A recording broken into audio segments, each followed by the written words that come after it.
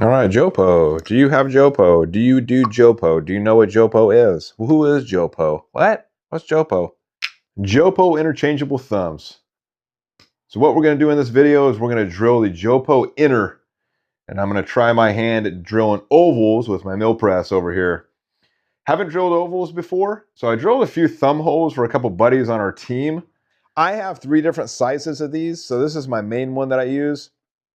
I also have that's one size up from this, and another one that's a little bit larger. So I had the PSO make 3 different sizes based on how my thumb fluctuates in size based on the weather. This is the main one that I pretty much use. These are around 15 to 20 bucks a pop. The inners are not cheap, but they'll last you forever. So when you're going to start drilling these, you want to make sure you do it correctly.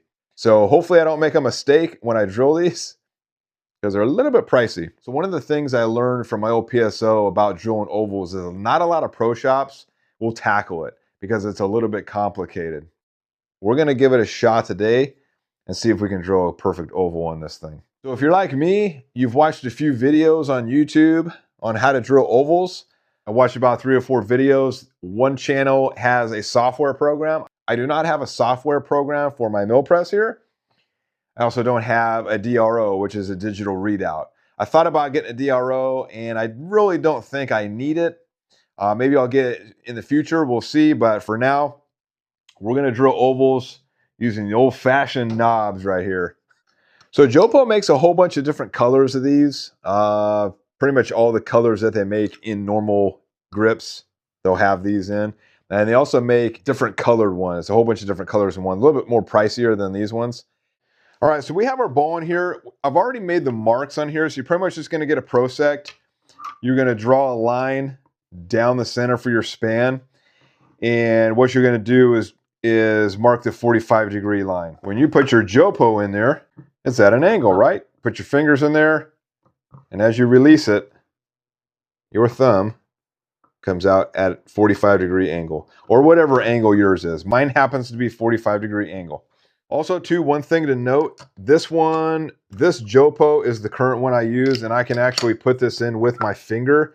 So if you ever watch YouTubers and you're like, how the heck do they get that on with their finger only and not the tool? Okay. It's because this bad boy has been broken in. Now, if I try to do it with this one, it's not going to work. It's going to be way too hard, and you'll see the difference. You may hear the click as well, too. All right, click is very pronounced on a brand new one. And the more you use it, the more it's going to break in with these little parts right here. Okay. I wasn't able to put this in with my thumb for a good year. So I never really knew my thumb size just because the PSO never gave me that information. So what I did is, if you watched one of my live streams last year, I actually got a Bill Taylor Swoval ball fitter. If you ask me how much this thing costs, I will not tell you. I will deny it.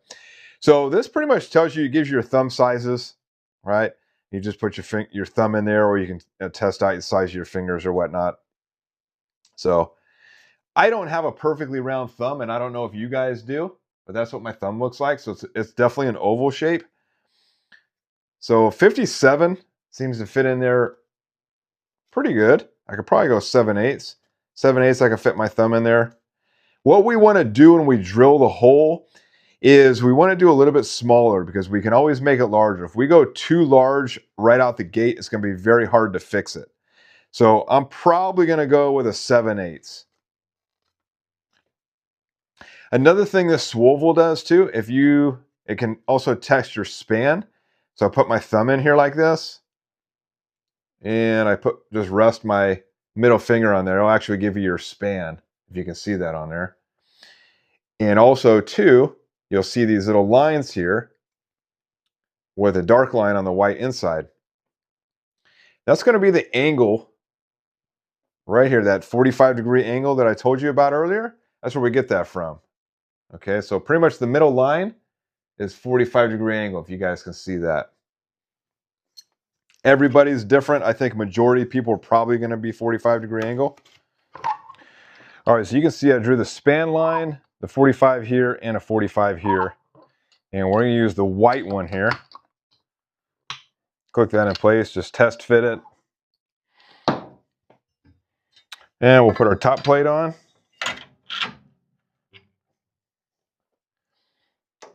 Get the 1 1/4 inch alignment rod. Bring it down. Put our drill bit in there. And we want to make sure we don't drill too deep down into here. So we're going to measure this out first. So you'll get your calipers out here. And we can go to about 2.6 inches.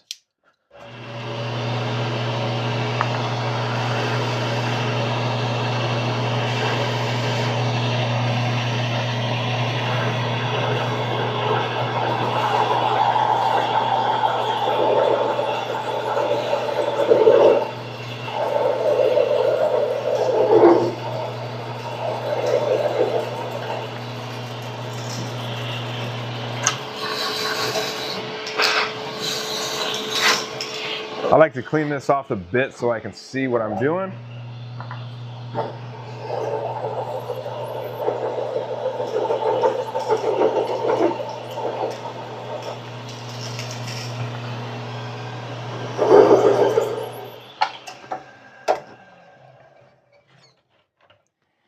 And then what we're going to do now, we're trying to get the thumb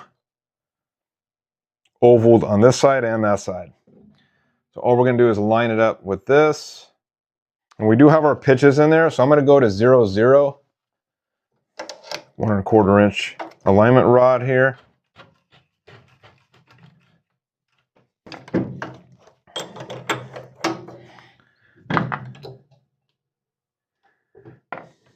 And all we're going to do is bring the table back a little bit.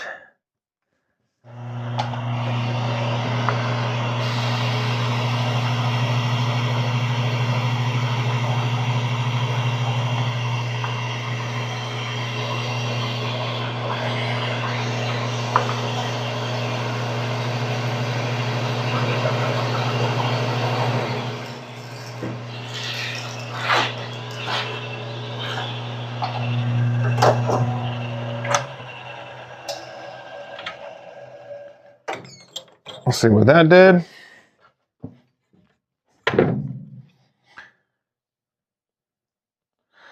Okay, go a little bit more.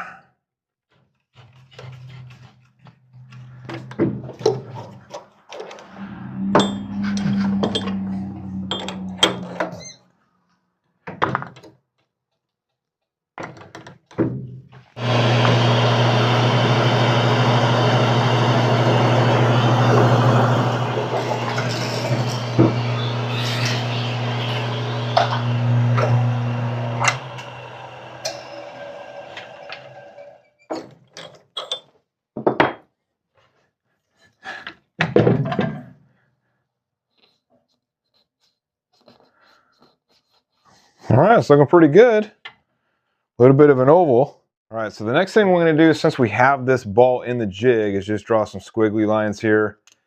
And we're going to trim the top of that JoPo Inner down so it's flush to the ball. So what we want to do is, we want to get everything zeroed out first. We want to put our plug cutter in. And we're going to get the table set to 0, 0. And all I'm doing is bringing this down so I don't see any light going through on the bottom once the plug cutter touches the ball. And I'm just adjusting it very slightly.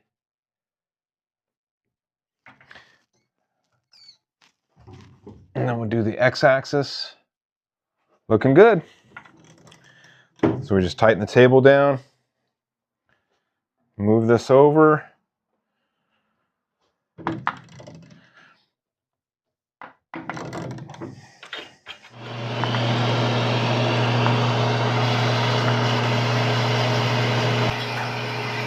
Put just a couple pounds of pressure on the handles here.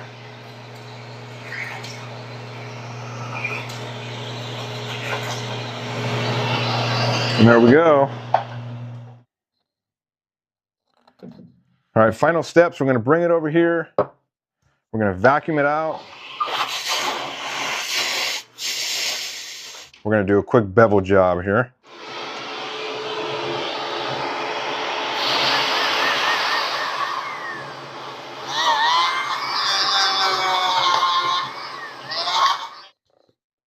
So what I'm going to do now is I'm going to throw tape in here and clean it up with a little bit of alcohol.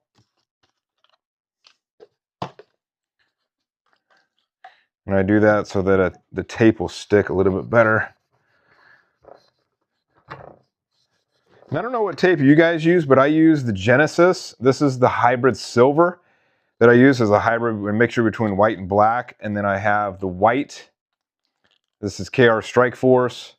And then I have the black. The black is for the back. I put right here. And I've already got my lines set up so I know exactly where my thumb needs to be. And I know exactly where I need to put the tape. And here we go, one thumb. So it's a little too tight to take off with my thumb. My old one was very easy, and I'll show you the difference with one that's been broken in versus a brand new one. So you will need the tool here. This is my old one, and just easily put it in there like that.